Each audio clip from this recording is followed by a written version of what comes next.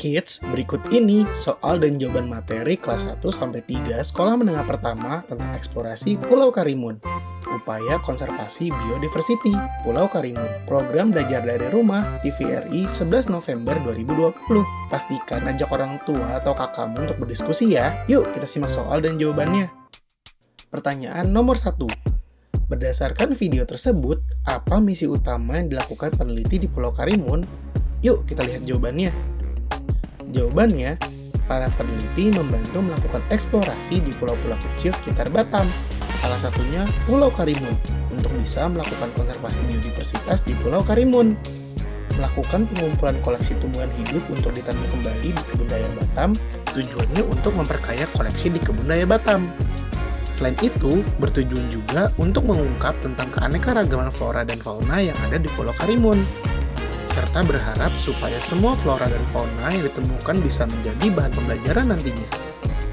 Sebelum kita lanjut videonya, jangan lupa klik tombol subscribe dan tombol loncengnya ya.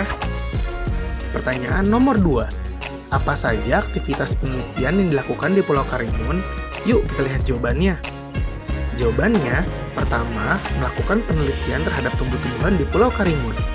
Lalu melakukan pengamatan terhadap tumbuhan yang ada.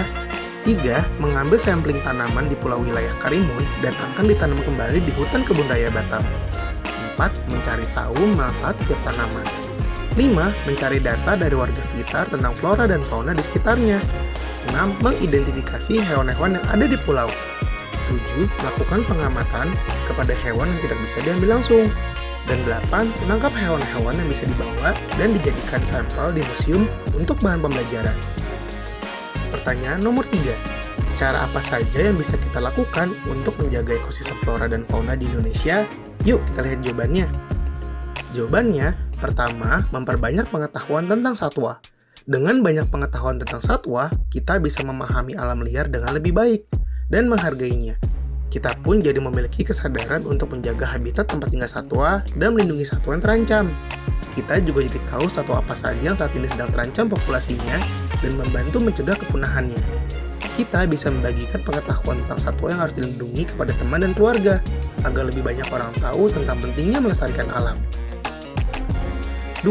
Tidak mendukung kegiatan yang merusak lingkungan. Penebangan dan perburuan liar merusak habitat dan ekosistem di alam. Penebangan liar bisa merusak habitat hewan, sehingga hewan kesulitan mencari makan dan berkembang biak sehingga populasinya terancam. Kemudian, banyak hasil perburuan liar hewan yang dijadikan produk keperluan manusia. Seperti pakaian atau obat-obatan, semakin banyak orang yang menggunakannya bisa semakin mengancam populasi hewan. Sebaliknya, kita perlu mendukung kegiatan yang menjaga habitat satwa, seperti reboisasi hutan dan mencegah kebakaran hutan, juga program perlindungan satwa langka. Kita juga harus turut menjaga bumi dari dampak perubahan iklim. Karena keberlangsungan hidup satwa juga dipengaruhi oleh perubahan iklim akibat pemanasan global. 3. Menjaga lingkungan sekitar. Jagalah agar lingkungan sekitar kita bersih, seperti tidak membuang sampah sembarangan dan menjaga aliran bersih. Air juga harus digunakan dengan bijak agar tidak merusak lingkungan atau sumber kehidupan satwa. Kemudian, usahakan untuk tidak membuang terlalu banyak sampah dari barang sekali pakai dan gunakan kembali barang-barang yang bisa digunakan. Ini menjaga bumi yang jadi tempat tinggal makhluk hidup termasuk para satwa. 4. Mengunjungi taman nasional. Kita bisa belajar lebih banyak tentang satwa dengan melihat langsung satwa di alam liar, seperti Taman Nasional, Suaka Marga Satwa, atau tempat konservasi hewan lain yang boleh dikunjungi. Ingat ya, tujuannya adalah untuk mendukung pelindungan satwa di habitatnya dan melihat bagaimana mereka hidup di alam liar. 5. Menanam tumbuhan lokal. Tumbuhan apa saja yang asli di daerah tempat tinggalmu? Kita bisa menanam tumbuhan lokal agar menambah populasinya. Tumbuhan itu bisa menjadi habitat baru bagi satwa liar di lingkungan tempat tinggalmu. Menanam tumbuhan lokal juga bisa mengundang serangga lokal seperti lebah dan kupu-kupu yang membantu penyerbukan. Ini bisa membantu keberlangsungan ekosistem alam di wilayah tempat tinggalmu.